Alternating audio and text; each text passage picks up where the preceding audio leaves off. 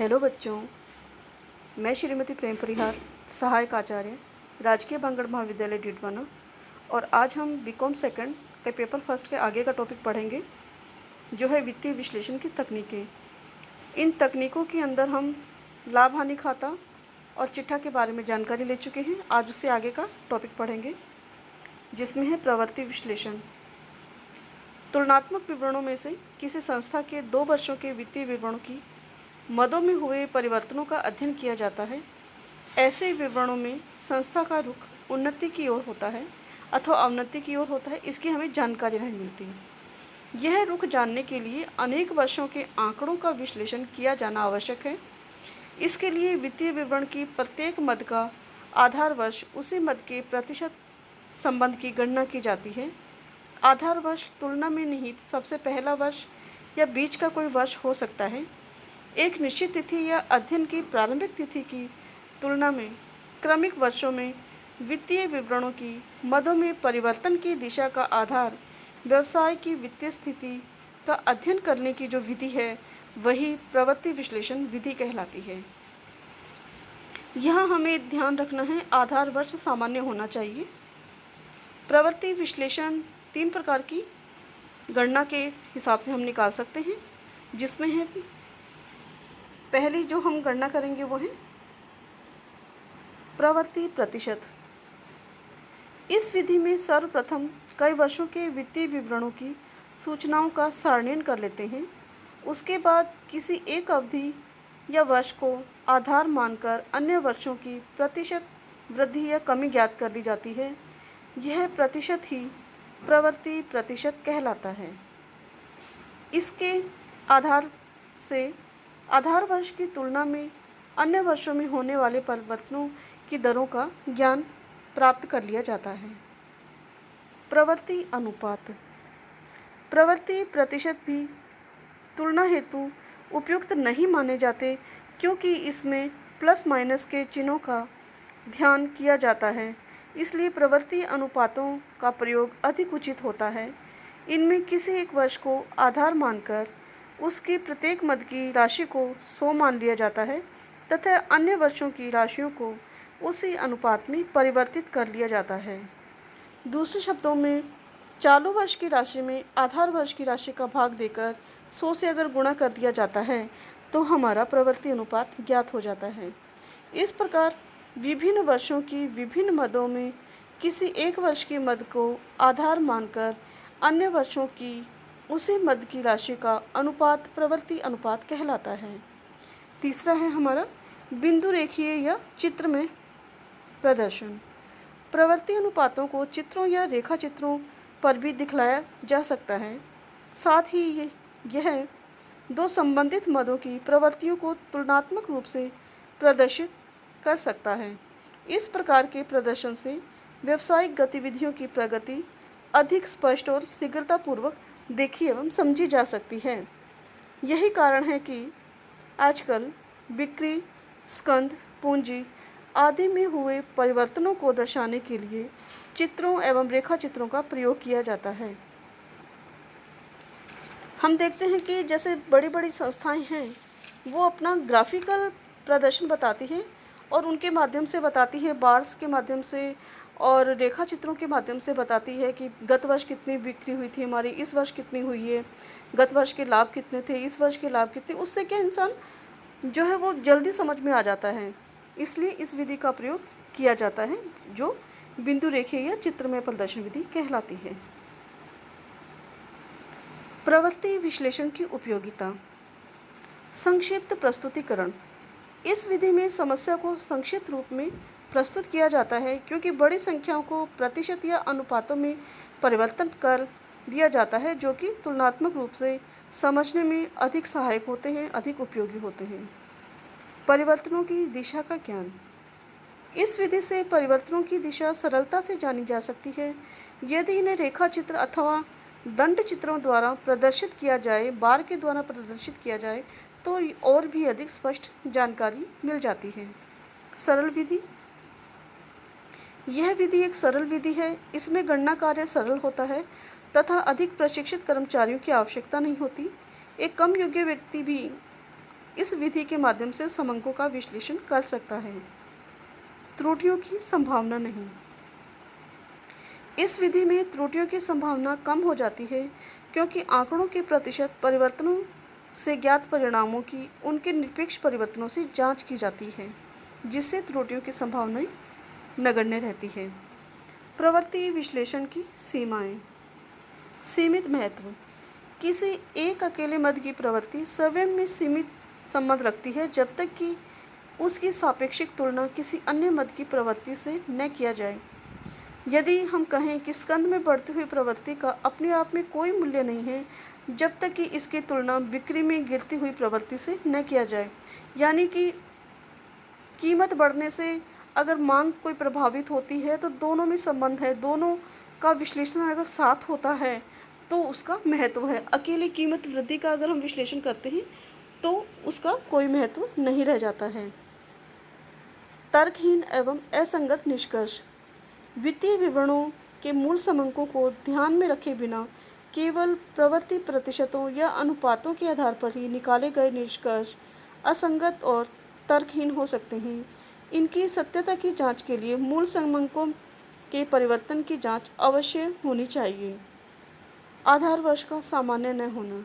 चूँकि मैंने प्रवृत्ति विश्लेषण बताने से पहले ही कहा था कि आधार वर्ष सामान्य होना चाहिए, परंतु यदि प्रवृत्ति प्रतिशत या अनुपात किसी वर्ष के वित्तीय विवरणों की मदों के संबंध में तैयार किए जाते हैं और वह वर्ष सामान्य न हो तो मिलने वाले निष्कर्ष भी भ्रमात्मक होंगे और सही निष्कर्ष नहीं दे पाएंगे। लेखांकन सिद्धांतों की पूर्ण पालना की अवहेलना। इस विधि के अंतर्गत लेखांकन के सिद्धांतों एवं अवधारणाओं का समान रूप से पालन नहीं किया जाता तो प्रवृत्ति अनुपातों की तुलना अवैज्ञानिक और असंगत हो जाती है। मूल्य स्तर में परिवर्तन के कारण ही समंकों की तुलनीयता भी भ्रामक हो सकती है। प्रवृत्ति अनुपातों को अनुचित महत्व। यदि आधार वर्ष का समंक बहुत ही छोटा है तो इसमें थोड़े से परिवर्तन से प्रवृत्ति प्रतिशतों व अनुपातों में अधिक परिवर्तन हो जाएंगे। ऐसी स्थिति में भविष्य के लिए निर्णय लेना या योजना बनाना भी उचित नहीं होगा और योजना जो बनेगी वह सही भी नहीं बनेगी। इसलिए तुलना करते समय निरपेक्ष या सापेक्ष दोनों प्रकार के परिवर्तनों का विस्तार पूर्वक अध्ययन किया जाना चाहिए। अगली विधि है हमारी अनुपात विश्लेषण विधि। अनुपात विश्लेषण किसी व्यवसाय को प्रभावित करने वाली आंतरिक एवं बाह्य घटनाओं, उसके परिचालन से संबंधित व्यवहारों, परिचालन के परिणामों तथा पूर्व निर्धारित उद्देश्यों एवं लक्ष्यों को उपलब्धि सूक्ष्म एवं सारांश रूप में प्रस्तुत किए जाने की विधि है। अनुपात विश्लेषण वित्तीय विवरणों की मदों या मदों के समूहों में संबंध निर्धारित करने एवं प्रस्तुत करने की प्रक्रिया है। अगला जो हमारा टॉपिक होगा वो रेशो एनालिसिस का ही होगा, जिसमें हम विभिन्न प्रकार के रेशोज़ पढ़ेंगे तो हमें समझ में आ जाएगा कि कैसे हम एक रेशो के माध्यम से अपनी कंपनी, अपने फर्म, अपने उद्योग की स्थिति के बारे में जानकारी ले सकते हैं। अनुपात विश्लेषण के अंतर्गत विशिष्ट उद्देश्यों के अनुसार वित्तीय विवरणों को दो या दो से अधिक मदों के बीच परिमाणात्मक संबंध स्थापित करके एक निश्चित निष्कर्ष पर पहुंचा जाता है।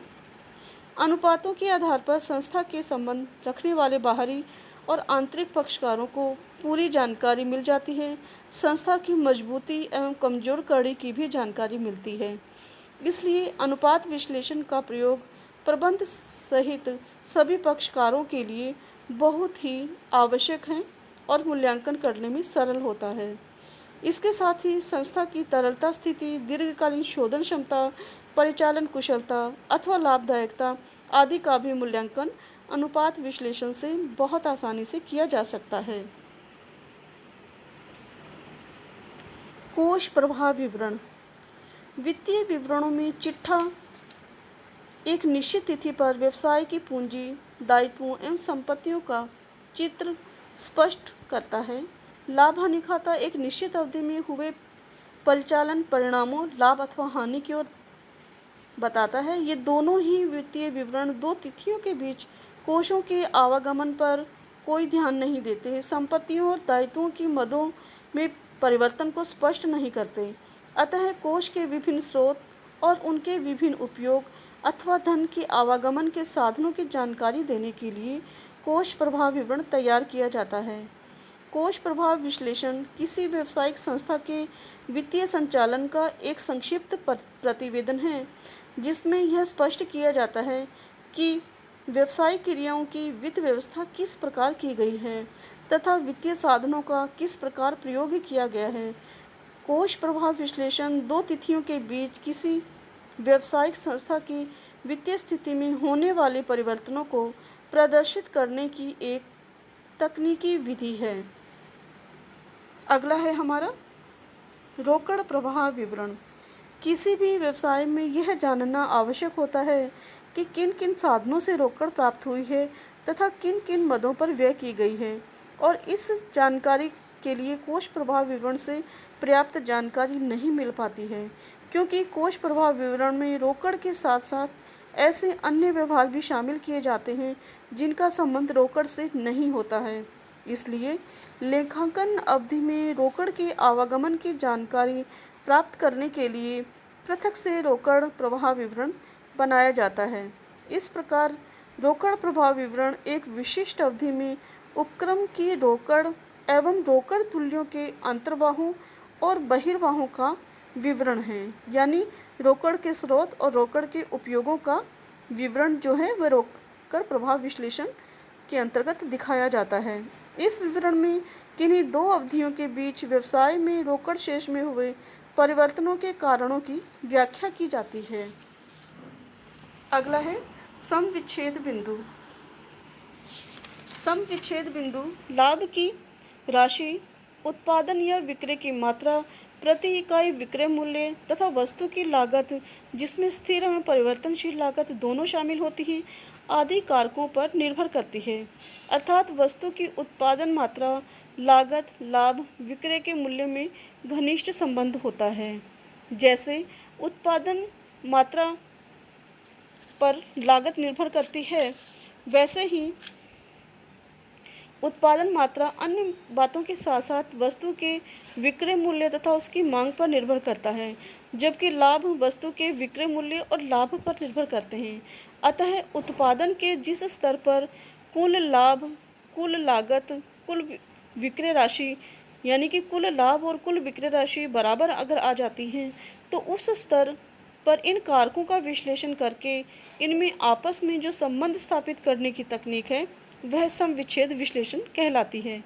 यह वह बिंदु होता है जहाँ पर कुल लाभ और कुल विक्रय राशि हमारी बराबर होती है। इस तकनीक की सहायता से व्यवसाय की लाभदायकता का ज्ञान हो जाता है। लागत एवं विक्रय मूल्यों में किए जाने वाले परिवर्तनों के प्रभावों को जाना जा सकता है, और इस तकनीक के माध्यम से प्रबंधकीय निर्णय लेने में आसानी रहती है। आशा आपको ये वीडियो समझ में आया होगा। चलो अब आपने ट्रेंड एनालिसिस पढ़ लिया, उसके बाद में एक क्वेश्चन देख लेते हैं अपन। क्वेश्चन है 6 नंबर क्वेश्चन है ये आपका। सदर्न फूड कंपनी ने 31 दिसंबर 2003, 2004 और 2005 के संक्षिप्त चिट्ठे की जानकारी दी है। अच्छे से पढ़ना इस क्वेश्चन को।